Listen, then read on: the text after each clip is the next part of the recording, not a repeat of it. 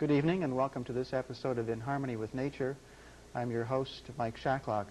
This evening, once again, we have with us Dr. Howard Donahoe from the Nova Scotia Department of Mines and Energy. His title there, incidentally, is the Head of Education and Public Awareness Group. Welcome back to the program this evening, Howard. Thank you. Pleasure to be here again. Okay, now, as I understand it, the title of this evening's program that you've selected is Dinosaurs, Amethyst, and Ice. Now, dinosaurs are from a long time ago when we think of the Ice Age, but where's the amethyst in all this? The amethyst might be a very interesting clue to actually the story that we unfold tonight, because this story represents the last bit of Earth history that is represented in the rocks of Nova Scotia, on land that is, and this is the last 200 million years. So we're going to key in a number of things. But first your question, why amethyst? Well, I have a couple of specimens in front of us here on the table, and there's one that's really quite nice. And this beautiful specimen of amethyst here has a beautiful purple color permeating through here. These are single crystals that are all jammed together. And then out and around on the outside are all of the white crystals of quartz. Now, why is this so important? Well, this beautiful amethyst here that you're seeing in front of you is there because of some major volcanic eruptions. And the eruptions happened because the land was splitting apart.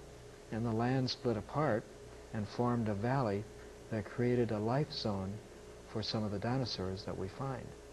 So what we have is a very interesting little bit of geological sleuthing that has led us to understand a very fascinating part of Earth history. It has a lot of surprises, too. Not that we knew them all, even when some of us began the work there in that part of Nova Scotia. Let me show you on the map where that is. This area is centered between Five Islands Provincial Park, a very beautiful provincial park near Parsboro, and the Parsboro area itself. This is northern Nova Scotia. There's Truro right there.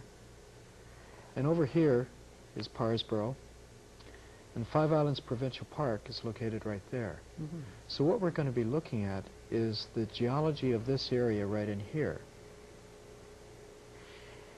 And as your viewers may know from last week's program, this map right here that I'm just moving my hand across represents all of Nova Scotia, and it's a geological highway map. And the colors on it represent rocks of a certain type and a certain age. And it has geological history. It has little diagrams that show what the land looks like and the underlying bedrock is like. It provides a very good understanding of the total history. So what we're going to look at is the history of this part of Nova Scotia that runs from Truro westward through Cap d'Or down into the Bay of Fundy. We're going to be answering questions such as, why is the Bay of Fundy there? How did it form? How did the amethyst get in here? And why are there so many fossils of reptiles, dinosaurs, in through the Parsboro area? Well, I brought along a few slides with me to show something of that. Okay. And let's go to these. I know the area of Parsboro is very, very a good favorite ground for rock hunters and semi-precious stone hunters and things like that. So this is all part of that area. That's right. And here's Five Islands, a beautiful part of Nova Scotia. And the islands run, as we look towards the east in the Minas Basin, they run down towards us, all five of them. The largest, almost to the top of the side, is Moose Island.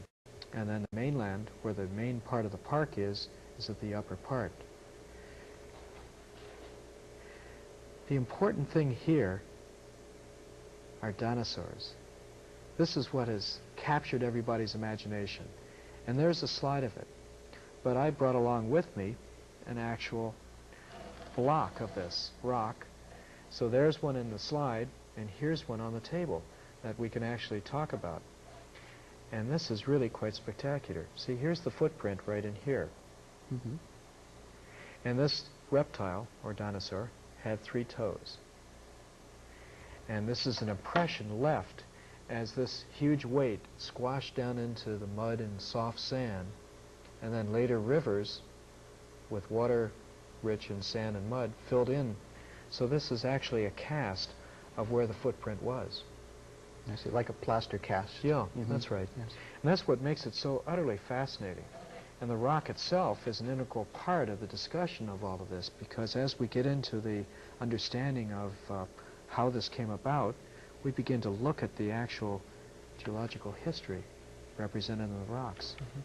So besides the footprints in this slide, there's all sorts of bone fragments. And these are very critical to the understanding of just how we begin to look at life. Now, it's very difficult to see this, and we're looking at a scale of perhaps only a couple of centimeters for some of those white particles in the rock fragments there. The particles, the white particles, 2 of them represent the canine teeth of the earliest crocodile. And we found one in Nova Scotia in these rocks of 200 million years ago. So there it is. But equally as interesting is this Rhynchosaurus. Now this beast is a reptile, roamed across some of the wetlands, and we're not quite sure whether he was a predator or whether he ate just a large amount of foliage. But judging from that beak at the right side there, I'd say he certainly enjoyed some flesh from time to time. A bit of a fierceness there. One of the things that has been a very interesting mystery that has finally been piecing together slowly all around the world has been what happened to the dinosaurs. Yes. Well, we know that they all died out, but they died out much after the rocks that I'm talking about here in the Minas Basin area. But there's still a very interesting enigma, a problem that geologists have found. As we began to look at all of the different types of dinosaurs that are found in the Parsboro Five Islands area, and in fact, as we looked at all of these dinosaurs across eastern North America, we found that a large number of them became extinct very suddenly. Let me show you what I mean. We use this diagram on the geological highway map, and on the left side you can see a column that's in blue, and there's a whole bunch of vertical lines that run up and down in that. Well, the vertical lines represent various species of dinosaurs and how long they last. So the length of the line equals the length of time they're around. You notice that a whole bunch of lines go all the way from top to bottom, and others only go up to a certain point and stop, and they're shorter than the longer ones. Well, those short ones all represent species of dinosaurs that were killed out. Something happened, they became extinct.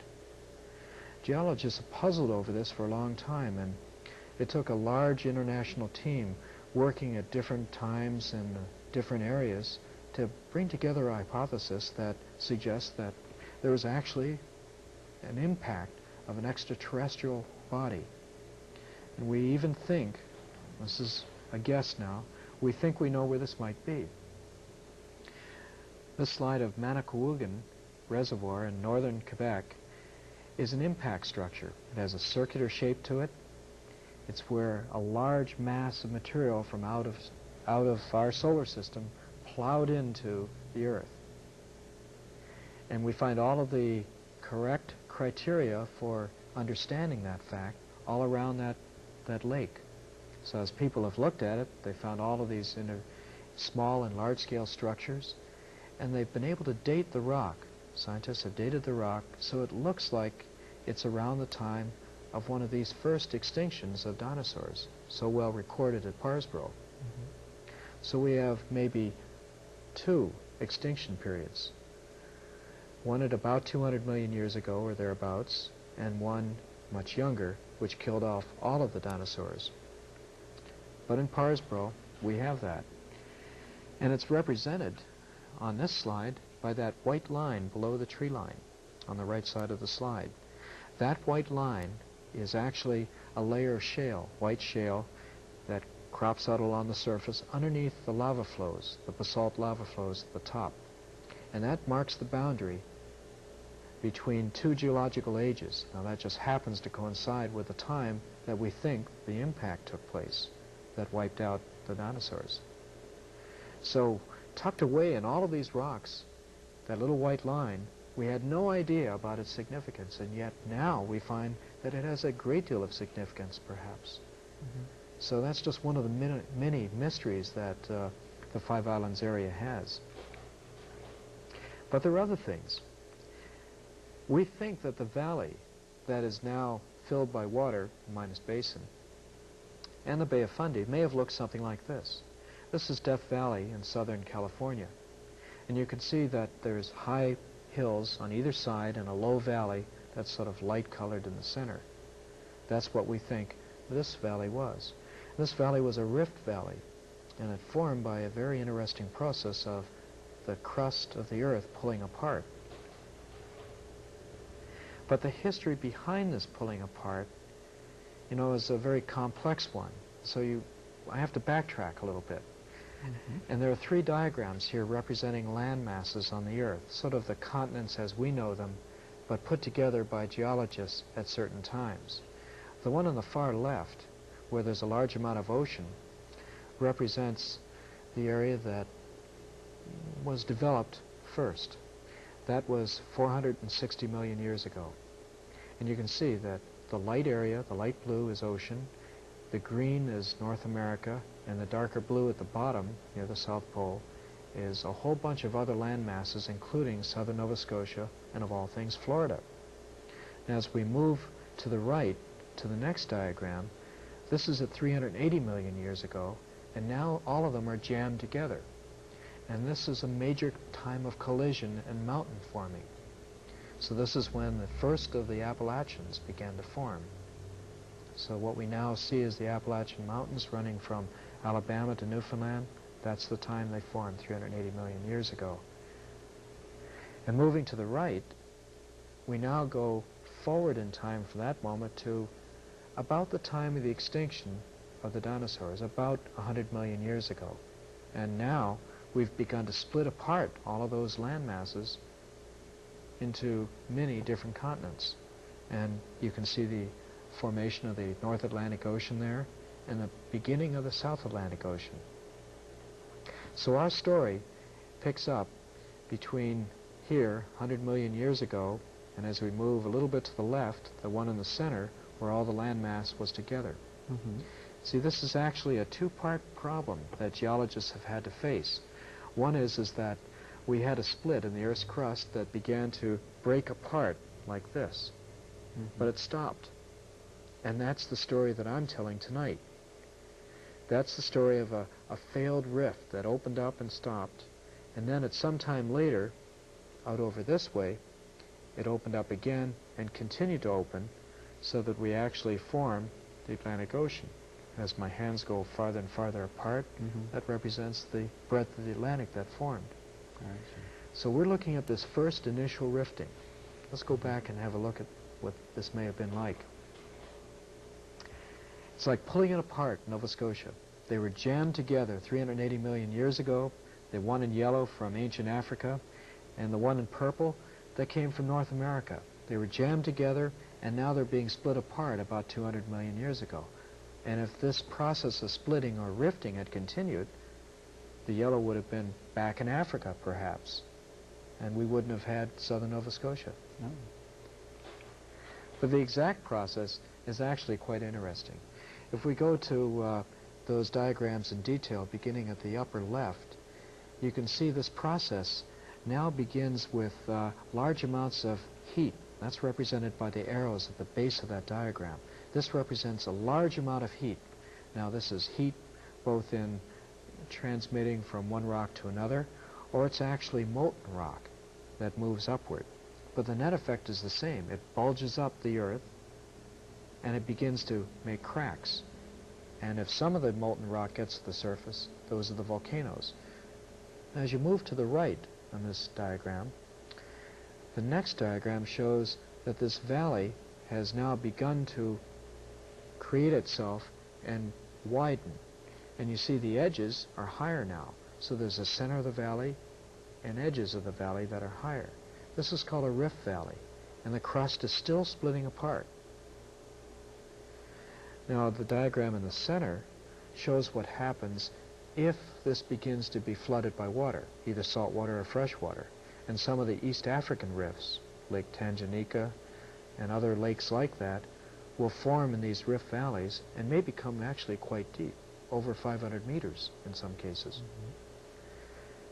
And this is what happened when we actually had the second rifting event. Here's when we formed the Atlantic Ocean. Water flooded in, and it just got deeper and deeper and wider. But our story ends right here. We never quite get to the point where we have salt water coming in. I'm going to move on to the next slide that actually shows one of the modern rifts. And this is the rift in the Mideast.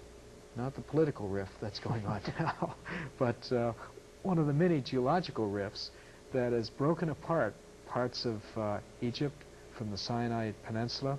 Egypt is in the lower part of the slide, Sinai Peninsula in the center.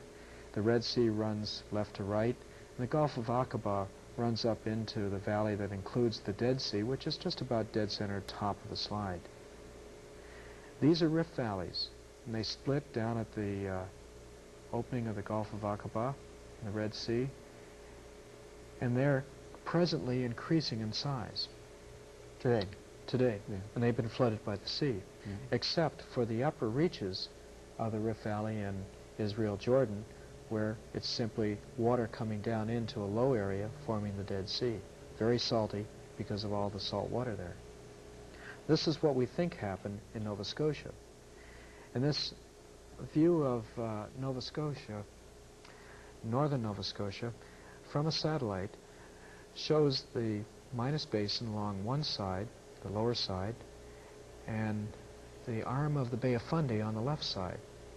And these bodies of water represent two splits in this rift that are now filled in by the sea, present day. But in the past, they weren't like that at all. They were something like this. There's one edge of the valley sides, the hills that are in snow-covered, and down on the floor there may have been lakes like this, or there may have been sand dunes like this. Now this is again in the valley in Southern California, Death Valley. But we had the same conditions. We had lakes for some time, sometimes really quite big lakes, very deep. Other times small lakes. Lots of sand dunes. But this is what makes it so fascinating. Here is a wall, a cliff. There's a person down there for scale. To the west of Old Wife Point, this is a place called Red Head on Five Islands. This is very dangerous to go to, and I do not suggest that anybody go there. You have to be very careful of the tide. Tide is a problem there. It is. So it's easy to go down to the beach at the day-use picnic park because it's very accessible and there's no problem with being stranded by the tide.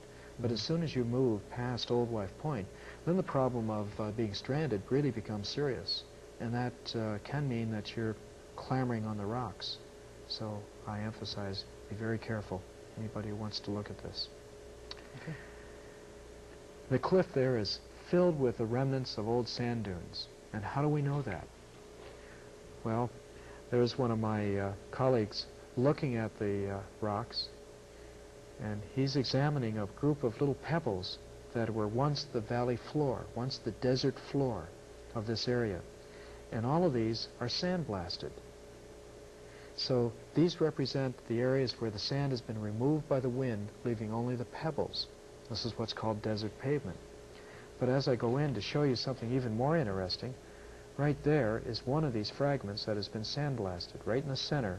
We'll go in and have a really close look at this. Notice on the right side of that fragment of sandstone, that's light-colored, there's sort of a soft, curved edge. Yeah, that's what I wanted to say. And on the left side, it's very sharp. Well, the right side has been sandblasted, so the wind has come from right to left across the picture. And as we go out a little bit more, you can see where my colleague had his compass out. What he was doing was measuring the actual orientation of the winds.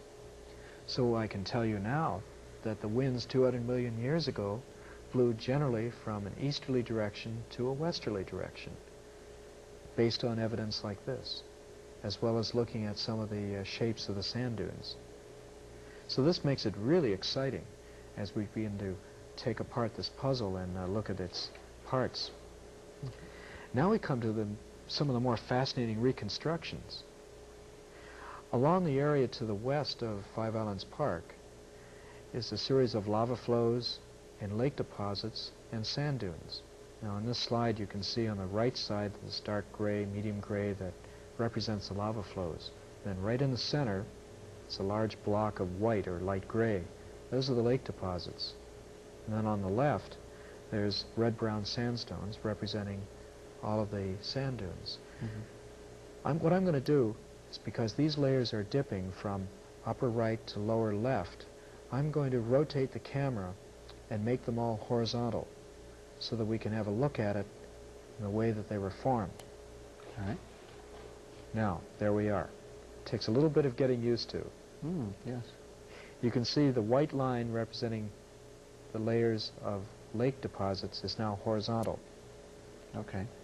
Now on the right side, to the right of that white part, is a large mass of gray. Those are the basalt flows. But let's talk about basalt flow that is just adjacent to and below the white of the lake deposit. This is a basalt flow that formed and partially dammed the valley. So this is like a natural dam in which water backed up. And so the white and light gray of the layers of mud there formed in the lake that was dammed up behind it. And this lake was big enough that there were sharks in there. We found shark's teeth, freshwater sharks apparently, that were some centimeter to 2 centimeter in size. Whenever you have a shark that has teeth that big, it represents a large food chain. So you must have a big supply of material, a lot of nutrients, or a big lake in order to support something like that. I mean, after all, when we look at shark's teeth, something like that, that's a big shark. I normally think of sharks being in the ocean, but are you saying that... Well, it was a predator-type fish that was similar to a shark, if it wasn't a shark. And these are ancient fish, so we're not sure of all of what they are. We do find some fish about this long, and these were obviously what the larger fish ate. And their teeth, by comparison, were very small. And these layers in the lake deposit there have all sorts of little fragments of the fish scales all over, little black particles now. But the interesting thing that happened after this, if we go back to the slide, there's a really fascinating event. The lake apparently filled up and came to the top of the dam. There was another eruption of lava, and now the gray goes right across the light color of the lake deposits. So we have a second lava flow that must have rolled down across the dammed up lava flow and into the lake, perhaps. And boy, can you imagine the fireworks and the steam and the explosions? Well, after all of that simmered down, the temperature must have gone up or the rainfall decreased because the reddish brown material, the sandstones on the left side, represent the sand dunes. So now we have a very fascinating story of more dryness and lots of sand dunes. Let me move on to some of the other things. We think that there was major eruptions all over, and this is just one of an eruption photographed in Hawaii, but it's similar to what we had. These are fissure eruptions, no big volcanoes, but lots of lava flowing out on the surface and loads of fountains like that. Now we think we found one of the feeders that came up to the fountain on the top. This is Old Wife Point. Running from the lower left up to the center of the screen is a long, high ridge that runs out onto the beach sands. We geologists feel that this is one of these feeder complexes. That's what we call it. It was once molten, and this molten material was going up onto the surface and erupting as a fountain of lava, perhaps, and certainly flowing out as lava flows. And here are the lava flows. The steep, bold cliffs that are on Moose Island, on Five Islands, all around the shore there, at Cape Blomidon, at Cape Split, Cap d'Or, Cape Spencer. These are all because of the very resistant nature of the rock that's there. But these basalts have some very interesting things in them. Things like amethyst. It's a collector's paradise, as you said earlier on. And agate. Beautiful agate is available from here. The last event that really shaped the land, just like everywhere in Nova Scotia is the coming of the glaciers. And the ice sheets advanced over Nova Scotia, just as I've shown in this pictorial diagram, and they covered everything with at least 1 kilometer or more of ice. And in the Five Islands area, we have a lot of the land surface that owes existence to that. The valleys are there because they've been gouged out of softer rock, and the hills, where the main part of the park is, was left there because it's more resistant. It was basalt, very resistant compared to the weaker sandstone that was carried away. And this is the legacy. This is the calling card of the glaciers. Sand, mud, gravel, all over, covering everything, unmixed.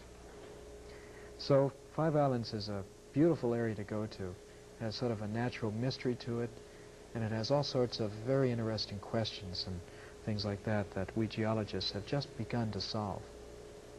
It's very interesting. So the people of Hawaii and some of the tropical areas have kind of like a Nova Scotia future to them, perhaps, if things unfold in a similar way? Not quite Hawaii, but there are parts of the world, such as in Africa and maybe even Iceland, that are parts of developing rifts where the actual rock is being split apart and there are volcanic eruptions that are coming out as it splits. Mm-hmm. So yes, it is going on now. It's amazing. I have Okay. one very fascinating thing to tell you before we go. Go ahead. And that is right here, a little bit of, a little more that I can show you about this block of rock. This block of rock that I'm holding up has impressions of, all through here, texture right in here, of rain imprints. So what I can tell you is that when this animal walked along, he was walking in rainy weather, very soggy ground. The actual snapshot of the event That's right. is right there. A moment frozen in time. So many little stories like this in Nova Scotia. Mm-hmm. Well, this has been really great. I really have enjoyed having you here, having the opportunity to talk to you about this area once again and the Taylor Head program that we did last week. I thank you for coming.